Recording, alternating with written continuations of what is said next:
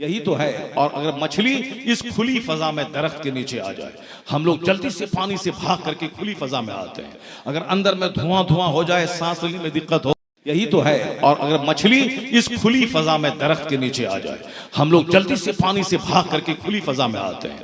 अगर अंदर में धुआं धुआं हो जाए, सांस लेने में दिक्कत हो, घर से भाग के बाहर आते हैं तो ताकि सांस लें, ऑक्सीजन मिले।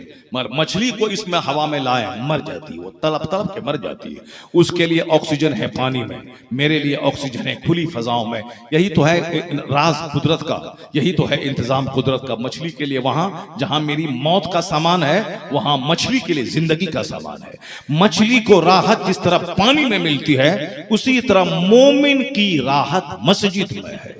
जब तक ये मस्जिद में रहता है, इसको करार मिलता है, इसको सुकून मिलता है, इसको मजा मिलता है, इसको फकीरी में भी बादशाहत के जलवे नजर आते हैं। एक आदमी 5 गिलास पानी पी ले ठंडा, फिर भी प्यास ना बुझे, तो वह मुफलिस है, मोहताज है, बीमार है। लेकिन एक आदमी 1 गिलास पानी पिया, प्यास बुझ गई, तो ये बरकत है। ये उस 10 गिलास पीने वाले से बेहतर है 1 गिलास पानी पीना जिसमें आसूदगी पैदा हो जाए, जिसमें आसूदगी आ जाए, जिसमें प्यास बुझ जाए। यहां बरकत है, वहां बरकत नहीं है, वो अजाब है कि 1 बाल्टी पानी पिया फिर भी प्यास नहीं बुझी, बर्फ वाला पानी पीता जा रहा, प्यास बुझ नहीं रही है। ये अजाब है अल्लाह का। और कोई 1 गिलास पानी पिया, अब आसूदा हो गया, प्यास बुझ गई। कोई 5000 कमाया, उसी में सब्र है उसको, ये उन 5 करोड़ कमाने वाले से बेहतर है जो 5 करोड़ कमाया फिर भी भूखा है, फिर भी हाथ सूखा है। 5 करोड़ के का महल बना लिया, फिर भी पैसे पैसे के लिए तरस रहा है। पैसा तो मकान में लगा दिया, पैसा कहां से आएगा? पैसा था 5 करोड़, 10 करोड़ का प्लॉट खरीद लिया, अब वह बैंक से लोन ले रहा है, दूसरों से कर्जा ले रहा है, महाजन से माल उधार ले रहा है, उसका पैसा रोक करके इसको दे रहा है। यानी अब सारी जिंदगी इसी तरह मारे मारे फिरेगा, मर जाएगा। मकान रह जाएगा बेटों के लिए, इनका गुनाह इनके पास रह जाएगा। ना जिंदगी में सुख चैन मिला, ना बेफिक्री की जिंदगी मिली, ना चेहरे पे नूर रहा, न सीना सेटिस्फाइड रहा, माल बढ़ता रहा, बेचैन होता चला गया। ये अल्लाह का अजाब है। वह महाभिखारी है, उससे बेहतर है वो किराए के घर में रहने वाला जो इशा की नमाज पढ़ के खाना खाया और 8 घंटे की बगैर किसी दवाई के गहरी नींद लिया, जो 2 रोटी खा के आसूदा है। वह हफ्ता अकलीम के बादशाह से बेहतर है कि बादशाहत को ममालिक फतह करने के बाद भी करार नहीं है और 1 रोटी से इसको करार मिल जाता है। ये सब्र की दौलत है, ये सब्र की दौलत है, कनात की दौलत है। तो बेफिक्र कनात कहां मिलती है? कनात मिलती है मुस्तफा के तरीके पे अमल करने से। सब्र कहां मिलता है? जब नजर आखिरत पे रहती है। तो इमामत में अगर सब्र के साथ बंदा रहे 10,000 कमा के, तो आप समझ सकते हैं कि 5 नमाजें बाजमात मस्जिद में अदा करना कितनी बड़ी नेमत है।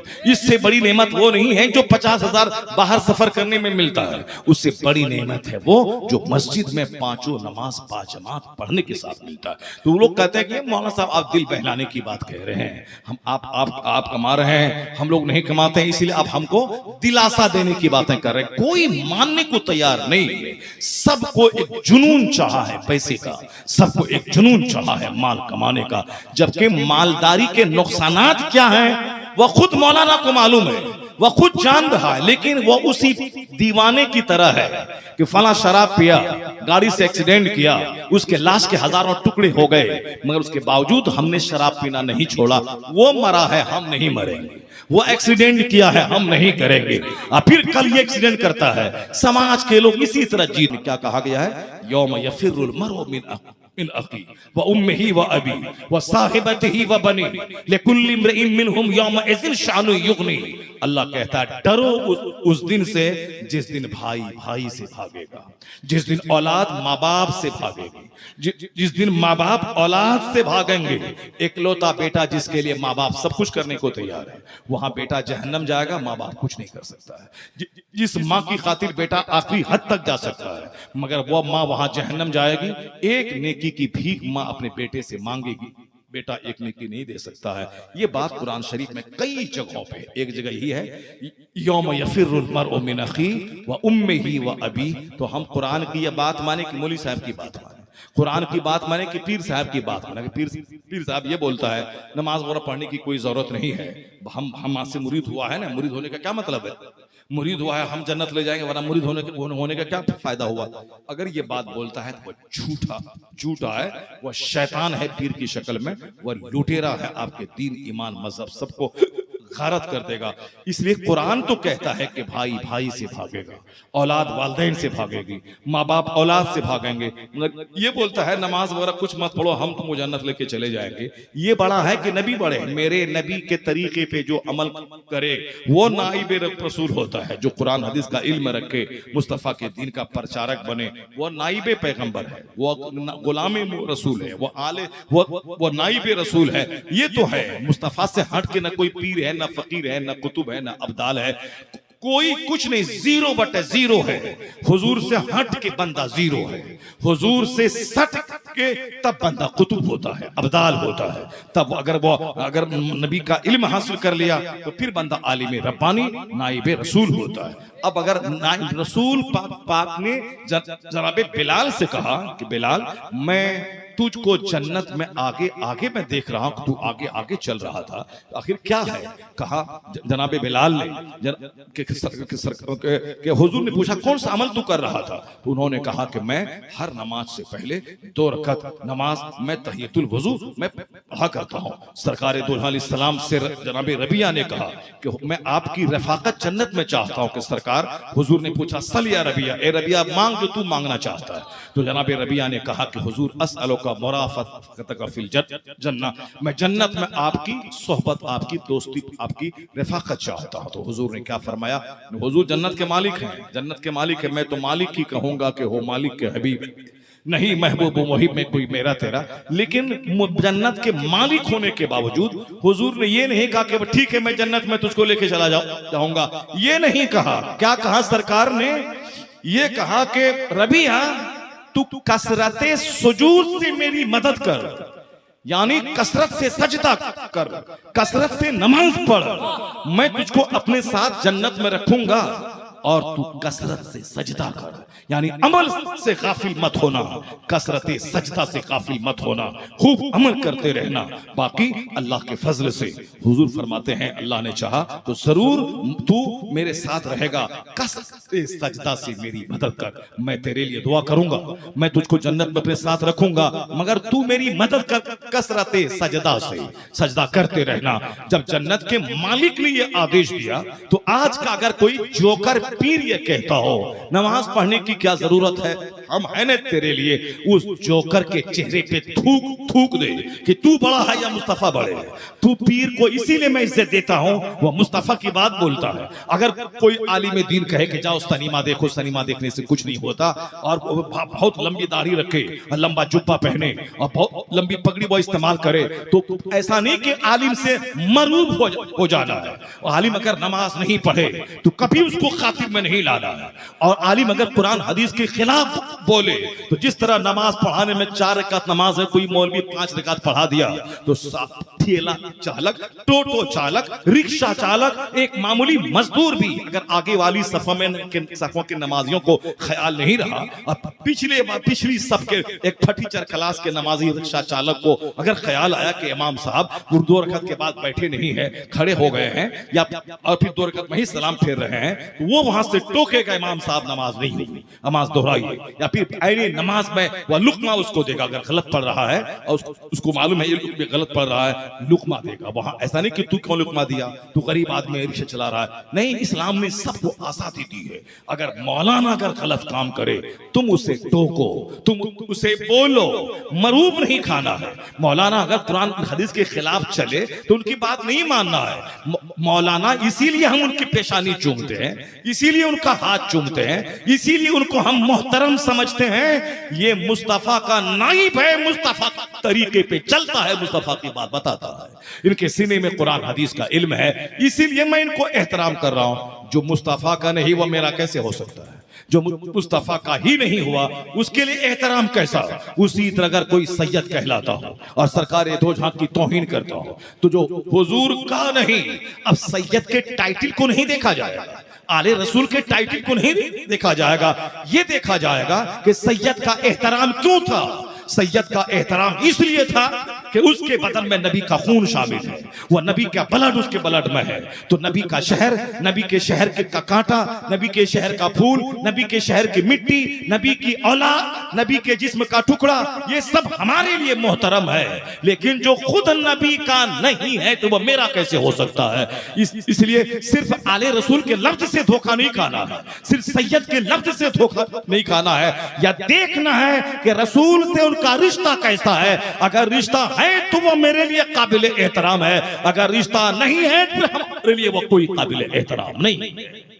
इस पॉइंट पे लोग नजर नहीं रखते हैं, इसीलिए क्वालिटी की बात नहीं करते, साहब ना आले रसूल की बात करते हैं और सैयद की बात करने लगते हैं। या तो बेशुमार वहाबी नजदी हैं जिसको हम गुस्ताखे रसूल इस्लाम से खारिज समझते हैं, वो लोग भी अपने नाम के साथ लफ्ज़ सैयद लिखते हैं, लफ्ज़ टाइटल सैयद का टाइटल देते हैं। ये सिर्फ हमारे चंद मौलवियों ने, अब आलिम की बात हटा कर, आलिम का कितना बड़ा मकाम है, कोई सैयद नहीं भी रहे अगर वो आलिम है तो आलिम नाइबे रसूल होता है। नाइबे रसूल होना ये बहुत बड़ा मनसब है।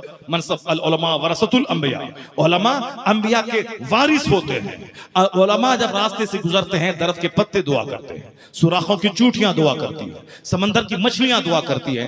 एक आलिम होना ये बहुत बड़ा शरफ है। अब मगर ये आलिम की बात छोड़कर एक सैयद की बात लेके उठते और बैठते हैं। ये आले रसूल हैं, ये औलाद गौसे आजम हैं, ये औलाद अली है। तुम देखा है ये औलाद अली है, ये औलाद अली है तो क्या हो गया? अगर मौला अली की औलाद अगर कोई आलिम नहीं है, मौला अली की औलाद अगर मौला अली का नहीं है तो फिर वो हमारे लिए काबिल एहतराम कैसे है? हमारे लिए काबिल एहतराम वो है जो अली का हो, जो सिद्दीक का हो, जो उमर फारूक उस्मान का हो, जो सरकार दो जहां का हो। अली नाम लेना है और सिद्दीक अकबर से चिढ़ना है, ये कौन सी निस्बत है? ये कौन सी दीनी खिदमत है? मौला अली सारी जिंदगी जब तक जिंदा रहे सिद्दीक अकबर उनके पीछे नमाज पढ़ते रहे, और जो अली का वाला 1400 साल के बाद अभी दुनिया में आया है, ये सिद्दीक अकबर को गाली दे रहा है, हम मौला अली की मोहब्बत में उनके खिलाफ बोल रहा है। ये मुंह ये मसूर की दाल, जरा चेहरा देख ले आईना में, कैसा चेहरा अपना बंदर जैसा है, और ये चला है सिद्दीक अकबर को गाली देने। कयामत के दिन अगर मौला अली चाहेंगे वो तमाचा मारेंगे कि चेहरा लाल करके जहन्नम में दाखिल कर देंगे कि अली से झूठी मोहब्बत, और तुम अली के इमाम से की शान में गुस्ताखी कर रहा है, बदतमीज। किताबें पढ़कर, दूसरों की किताब पढ़कर कुरान हदीस में बेपनाह फजीलतें आई हैं सिद्दीक अकबर की, उमर फारूक आजम की। उन सारी चीजों से कतई नजर कोई झूठा मौलवी कोई झूठी कहानी किताब में लिख दिया तो उसी कहानी को पढ़ने के बाद सिद्दीक अकबर को गाली दी जा रही है। और जो वहां सामने मौजूद हैं, जिनके सामने कुरान नाजिल होता था, जिनके सामने सरकार दो जहां की ज़बान अक़दस से जुमले निकलते थे, उन लोगों ने तो कभी सिद्दीक अकबर को की तौहीन नहीं की मौला अली की मोहब्बत में। यहां तक कि मौला अली सारी जिंदगी सिद्दीक को अपना इमाम मानते रहे, उनके पीछे नमाज पढ़ते रहे, जब तक उमर फारूक 10 साल तक खलीफा रहे, उनकी फौज में शामिल रहे मौला अली। उमर फारूक खलीफतुल मुस्लिमीन है, उनकी फौज का सिपाही मौला अली है। मौला अली उनकी फौज में शामिल रहे, उनके पीछे नमाज पढ़ते रहे, जब तक उस्मान गनी रज़ी अल्लाह तआला अन्हु 12 साल तक खलीफा रहे, तो 12 साल तक मौला अली उस्मान गनी के पीछे नमाज पढ़ते रहे, मस्जिद नबी में नमाज पढ़ते रहे। मौला अली जिसकी मोहब्बत में ये उस्मान गनी की तौहीन करते हैं, जिनकी मोहब्बत में उमर फारूक की तौहीन करते हैं, वो मौला अली तो सिद्दीक को अपना इमाम मान रहे हैं, उमर फारूक अपना इमाम मान रहे हैं, उस्मान गनी को अपना इमाम मान रहे हैं। और ये साहब उल्लू ये उस मौला अली की झूठी मोहब्बत में शैखैन करीमैन की शान में गुस्ताखी कर रहा है। नहीं है ये इस्लाम। इस्लाम ये नहीं है, इस्लाम वो है जो कुरान में है, इस्लाम वो है जो हदीस में है। और तारीख हिस्ट्री वही हिस्ट्री हम मानेंगे जो हिस्ट्री कुरान हदीस से न टकराए, और जो हिस्ट्री कुरान हदीस से टकराए उस हिस्ट्री को फेंक देंगे कूड़ादान में। वह हिस्ट्री नहीं हमारे लिए वही बात मान्य है जो बात कुरान हदीस के ऐन मुताबिक हो। जो कुरान हदीस से टकराए वह बात हमारे लिए मान्य एक्सेप्टेबल नहीं है। अभी ये बात मैंने इसलिए कह दी आपसे, एक दो जुमले मैंने इस तरह से कह दिया क्योंकि अभी राफिजियत की तरफ बड़ा रुझान बढ़ रहा है। लोगों ने पढ़ना छोड़ दिया, आलिम बनना छोड़ दिया। खानका के पीर साहब हैं, मौलाना बनने में तो 20 साल लगेगा पढ़ने में, और 20 साल कौन पढ़ेगा? मौलाना का बेटा तो पढ़ना है नहीं, जैसे मालदार के बेटे क्यों पढ़े पढ़ेंगे? जब बड़ा बड़ा बिजनेस मौजूद है, वो रात में 10-10 घंटे क्यों पढ़ेंगे? वो 12-12 घंटे, 15-15 घंटे, 24 घंटे में क्यों पढ़ेंगे? इसीलिए मालदारों के बच्चे बहुत कम डीएम बनते हैं, मालदारों के बच्चे बहुत कम नीट निकालते हैं, मालदारों के बच्चे बहुत कम खतरनाक जॉब में जाते हैं। अक्सर बच्चे मिडिल क्लास के जाते हैं, जो गरीबी का मुंह देखा है, जो माँ बाप को गुर्बत में देखा है और जो उस गुर्बत से निकालने के लिए अहद कर लिया है, वही 12-12, 15-15 घंटे जाकर किताबों की स्टडी करता है, ये करता है। तो मालदारों के बच्चे ज्यादातर ऐश आराम में रहते हैं। मालदारों के बच्चे जहां ऐश आराम जहां मिला, मेहनतों की क्षमता घट जाती है। तो इसीलिए बहुत सारे पीरों के बच्चे मौलाना नहीं बनते, क्योंकि वहां फ्री में खाना मिल रहा है, फ्री में नजराने मिल रहे हैं, फ्री में पांव चुमाई हो रही है। ये कौन है? पीर साहब के बेटा, शहजादा है, हाथ चूम लिया, शहजादा है, पैर चूम लिया, यानी पीर का बेटा है तो काबिल एहतराम। इतना मुरीद मोहब्बत में पीर की, वो मुरीद का पांव चूम लेता है, ठीक, अच्छा काम है, पांव चूम लिया। तो अब इससे उनका उन पर क्या रिएक्शन होता है? उन पर रिएक्शन ये होता है कि कौन बनेगा अब 10 साल कुरान पाक रट के कौन हाफिज बनेगा? कौन 20 साल अरबी ज़बान पढ़ने के बाद तब आलिम बनेगा? जब यहाँ कुछ नहीं है तो पैर चुमाई हो रही है, तो फिर क्यों मेहनत करें? तो इससे हमारी अकीदत ने उनको जाहिल रख दिया, हमारी अकीदत ने उनको मगरूर बना दिया, हमारी अकीदत ने वो ज़हीन बच्चा जो IAS ऑफिसर बन सकता था, पर हमारी मोहब्बत में गुलू करने की वजह से उनकी जहानत से कौम फायदा नहीं उठा सकी। क्योंकि जो ज़हीन बच्चे होते हैं, जिनका बाप पढ़ा लिखा है, उनके बच्चे भी ज़हीन होते हैं, विरासतन मेंटलिटी भी मुंतकिल होती, इंटेलिजेंस मुंतकिल होता है। मगर हमने मोहब्बत में इतना गुलू किया कि जो क्रीम बन सकता था, हमने उसे चपरासी भी बनने के काबिल नहीं छोड़ा, मगरूर बना के रख दिया, जाहिल बना के रख दिया। तो जिनके बच्चे जाहिल हैं, तो नहीं पढ़ पाया, मगर उनको अब तो पैसा चाहिए, पैसा कहां से आएगा? तो अब वो झूठी कहानी गढ़ेगा। पढ़े लिखे लोग सब जा रहे हैं आलिम के पास, जो जहां इल्म बोलता है वहां भीड़ लगती है, जहां इल्म होता है वहां लोग मतलाशी इल्म वहां जाते हैं। जितना बड़ा आलिम होता है उतनी ही ज्यादा भीड़ उनके पास लगती है। तो अब जब सारी भीड़ बरेली में लगने लगी आला हजरत के पास, आला हजरत के बेटे मुफ्ती आजम हिंद के पास, उनके बेटे तो नवासे ताजुल शरिया के पास, तो अब ये जो जाहिल पढ़ा लिखा नहीं है, मगर इनको इज्जत तो चाहिए, इनको साहब मुरीद तो चाहिए, इनको तो खुराक चारा तो चाहिए, इनको तो घूमने और फिरने सैरो सियाहत करने के लिए फील्ड तो चाहिए, मगर इनका बाप का मुरीद वो उधर ताजुल शरिया के पास जा रहा। अब ये लोग जिद में आकर के शरीयत के खिलाफ बातें करने लगे। अब वो बात क्या करने लगे? कुछ नहीं रुकिया, मातम करने लगा, इमाम हुसैन की कब्र की मिट्टी को अपने सर पे रख करके अपने सर पे मिट्टी डालने लगा, ताकि लोग समझें कि हम इनके कातिल नहीं हैं, और फिर अपने आप पर मलामत करने लगा कि हमने आपका साथ क्यों नहीं दिया। ये मलामती फिरका है, ये मातमी फिरका है, मातम वहीं से शुरू हुआ है। तो उनके यहाँ मातम उनके मजहब का हिस्सा बन गया है। जब हिंदुस्तान में ईरान से इन राफिजियों की आमद हुई, जब ये लोग हाकिम बादशाह बने, यहाँ के गवर्नर बने, तो उस पीरियड में खूब मुहर्रम के इस जाहिलाना रिवाज को फरोग दिया, यानी हाथ में निशान लेना, झंडा गाड़ना, मसनूई करबला बनाना, अपने हाथ से ताजिया बनाना, फिर उसको वहां गाड़ देना, तीजा करना, जैसे मरने वाले का तीजा हम लोग करते हैं। परसों एक मौली साहब इसी उड़ीसा से फोन किया कि तीजा के दिन आपकी दावत है, आप खाली है क्या? मैंने कहा अफसोस है यार, क्या तीजा? इमाम हुसैन जो मर गया उसका तीजा लोग करते हैं, इमाम हुसैन तो जिंदा है, वो जिंदे का क्या तीजा कर रहा है? जिंदा का क्या तीजा करता है रे? ये मौली पढ़ने लिखने के बाद तुम तीजा और 40वां ढोता है, ये 40वां ये शियाओं की पैदावार है, या तीजा ये शियाओं की पैदावार है। अब भले अपने माँ बाप के 40वां और तीजा हम कर लें, मेरे माँ बाप मर गए, इस साले सवाब के लिए तीजा 30 दिन का हमने इंतखाब किया है, लेकिन वह हुसैन जो शहीदों का इमाम है, शहीदों का सरदार है, जो जिंदों का इमाम है, हम जिंदा हैं उतना नहीं कुछ मेरे पास पावर है जितना पावर अल्लाह ने इमाम हुसैन को अता फरमा दिया है। वह शहीद हैं, तो वो जिंदों का क्या तीजा करना, जिंदों का क्या 40वां करना? हाँ, इस साले सवाब करना है तो तीजा के दिन तो और मत करना तीजा, क्योंकि राफिजियों का शार है, यह शियाओं की निशानी है। इसलिए उसकी मुखालिफत करते हुए चौथे दिन फातिहा दिला, 5वें दिन फातिहा दिला, 8वें दिन फातिहा दिला, उस दिन फातिहा मत दिला, क्योंकि यह राफिजियों की अलामत है। मैंने उसको डांटा, तुम पढ़ा लिखा मौलवी होने के बाद ये तीजा कर रहा है। कहने गांव में चला आ रहा है, तो गांव में अगर कोई बिदअत चली आ रही है तो पढ़ने का मकसद ही तो यही होता है, उन बिदअतों के खिलाफ किया जाए,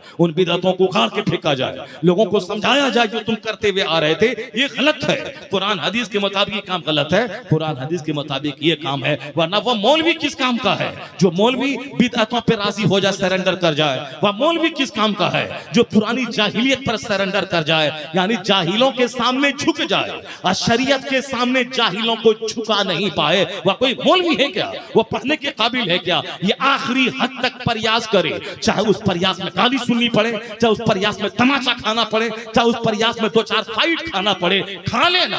तो अब नजराना मिला और माला पहना, और फिर क़यामत के दिन क्या तू दिखलाएगा कि दिन की खातिर तुमने क्या किया? वहां इनाम उस वक्त मिलेगा। ये बोलेगा इलाही मैं शरीयत की बात बोला, लोगों ने गाली दिया, मैंने शरीयत की बात बोली, लोगों ने मुझको तमाचा मारा। हुसैन आज़म जब वहां जन्नत की तरफ जाएंगे तो तू वहां कह सकता है हुसैन आप हक बोले, आपकी गर्दन कट गई, मैं भी हक बोला था, मैं एक तमाचा खाया हूं, मैं हक बोला था, मेरी जगह छूट गई है, मैं हक बोला था, लोगों ने मुझको गालियां दी, लानत मलामत की। अगर हुसैन ने मुस्कुरा के देख लिया तो 80 बरस का नफल सजदा वहां नहीं ले जाएगा जहां हुसैन के एक मुस्कुराहट तुझे लेके चली जाएगी, जहां हुसैन के एक मुस्कुराहट लेके चली जाएगी। अब गाली दे दिया, गाली दे देगा, मार देगा तो गाली दे देगा, हाँ जिना करोगे गाली देगा, तब जाओ जहन्नम में जलो, जिना करोगे जेल जाओ, तब जहन्नम में जलो। लेकिन अगर तू हक बोला और जेल चला गया तो तेरा पांव चूमने के काबिल है। तू हक बोला, हक सच बोला, तू मार दिया गया तो जितना मारा जाएगा उतना ही दर्जा क़यामत के दिन बुलंद होता चला जाएगा। हुसैन आज़म का बाल बच्चा सारा कुंभा कट गया, उनकी लाश को घोड़े की टापों से रौंद दिया गया। क्या वो कोई गुनहगार थे? वो कोई मुजरिम थे? वो आज उनको काम करने का ढंग नहीं मालूम था? वो जैसा करे थे वैसा भुगत रहे हैं, यही बोलोगे तुम? नहीं, हुसैन आज़म हक पर थे, उन्होंने हक की सदा बुलंद की थी। हक की राह में जख्म खाया है, हक की राह में लाश को तड़पाई गई है, हक की राह में बाल बच्चों को कैदी बनाया गया है, हक की राह में औरतों को रस्सियों से जकड़ दिया गया है, हक की राहों में आपकी लाशों को घोड़े की टापों से रौंद दिया गया है। ये सब सारी तकलीफें उनके दर्जात को बुलंद करने के लिए काफी है। और अल्लाह ने इतना बुलंद कर दिया कि हुसैन आज़म को जितनी तकलीफ दी गई, आज 15 सदियां गुजर गई, दुनिया में हर तरफ हुसैन की इमामत का डंका है। मारने वाला पलीद है और जो मर गया कट गया आज वही जिंदा है और वही दुनिया में दिलों पे हुक्मरानी कर रहा है। पता चला कि जुल्म मर जाता है और सब्र जिंदा रह जाता है। सब्र जिंदा रहने के लिए आया है, सब्र जिंदा रह जाता है और जुल्म अहंकार मर जाता है। इसलिए अपने दिलों को जिंदा करने के लिए नेकों की सोहबतों में रहिए, अपने दिलों को जिंदा करने के लिए नेक बातें सुनते रहिए और हक और सच को हमेशा गले लगाइए। फालतू बातें, बेकार की बातें, बेकार की सोहबतें, बेकार की महफिलों से बचने से आप रुका कीजिए। जो हदीस मैंने पढ़ने का आपसे वादा किया था कि मैं हदीस पढ़ूंगा, वो हदीस पढ़ के मैं सुना देता हूँ। और जो एक चैप्टर में खोलने का वादा किया था उसके खोलने में तो फिर 1 घंटा लग जाएगा। इसीलिए मैं सिर्फ वो हदीस जलसा होता क्यों है, वास क्यों होता हो, तो मैंने आपको कुरान की रोशनी में बता ही दिया आपको। लेकिन हो रही और आदमी पैदा हुआ, बच्ची पैदा हुई, तो फिर वही दौरे जाहिलियत की बात आ रही है। बेटी पैदा हुई, शादी के लिए 10 लाख 50 लाख चाहिए, कहां से आएगा? अब सारी जिंदगी उसी शादी की तैयारी में वो लगा देता है और हमेशा अंदर से बाहर से गमज़दा और रंजीदा रहता है। ये दिन किसने दिखलाया? ये दिन समाज के उन मालदारों ने दिखलाया है जो अपनी शान दिखाने की खातिर सामान के लेन देन और फख्र की खातिर अपने दामाद को सामान से लाद देने की एक गलत रीति को फरोग दिया है, जिसकी वजह से अमीर से लेके गरीब तक सब घर में पहुंच गया। कल एक फोन आया, रोते हुए एक मौलाना ने कहा कि 2 लाख रुपए का डिमांड है, 1 लाख तो किसी तरह से मैंने दे दिया है, 1 लाख देंगे तब शादी होगी। बताइए कितना गरीब है वो मौलाना। और एक बेटी की शादी में 2 लाख रुपए कैसे वो देगा, कहां से लाएगा जो 5 रुपया नहीं कमा रहा है? जब तक वह तंदुरुस्त था मदरसे में कमा रहा था, लेकिन बीमार पड़ा, अब घर में बैठा हुआ है। अब किसी तरह लोग ज़कात और खैरात देते हैं, उनका घर चल रहा है। अब उसमें बेटी की शादी में 3 लाख रुपए कहां से खर्च करेगा बंदा? कहां कैसे क्या उनके दिल पे गुजर रहा होगा? यही तो सोचता होगा शादी ही नहीं करते, ये सोचता होगा बेटी ही नहीं पैदा होती, ये अंदर न जाने क्या क्या वो सोचता होगा, क्या क्या करता होगा। ये किसने किया?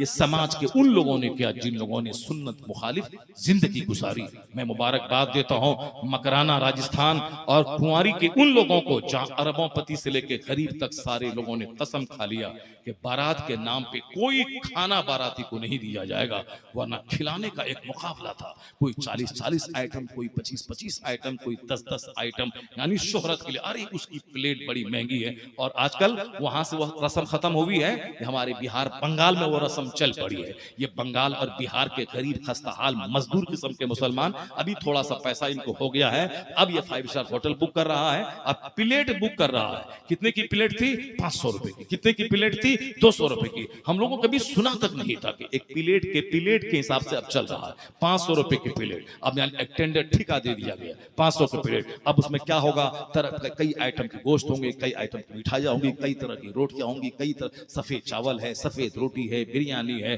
गोश्त कई टाइप का, फ्राई है, चिकन है, फिश है, इसी तरह के। और खाना कितना है? थोड़ा सा खाया। कोई गरीब होता है जो थोड़ा हवस वाला है तो थोड़ा खा लेता है, वरना अक्सर 75% लोग आधी तेरी आधी मेरी, आधा खाया आधा फेंका। ये बर्बादी है, सिर्फ शान दिखाने के लिए मैंने 500 रुपए वाली प्लेट खिलाया है। तुमसे अच्छा वह लोग हैं अरबों में खेलने वाला। उन लोगों ने देखा कि जब बर्बादी हो रही तो मिल बैठ के फैसला किया कि बाराती को खाना नहीं दिया जाएगा, मुतालबा जहेज के नाम पे 1 टाका नहीं दिया जाएगा, और शादी के दिन में कोई पलंग कुर्सी टेबल तक नहीं देगा। बिल्कुल सिंपल शादी जो सुन्नत के मुताबिक है। अब 400 लोग बारात जाते हैं, सिर्फ पानी पिया या चाय पी, निकाह हुआ और सारे बाराती चले गए। मैं जब वहां तकरीर करने के लिए गया, मेरे पीछे हाई क्लास का खर्चा कर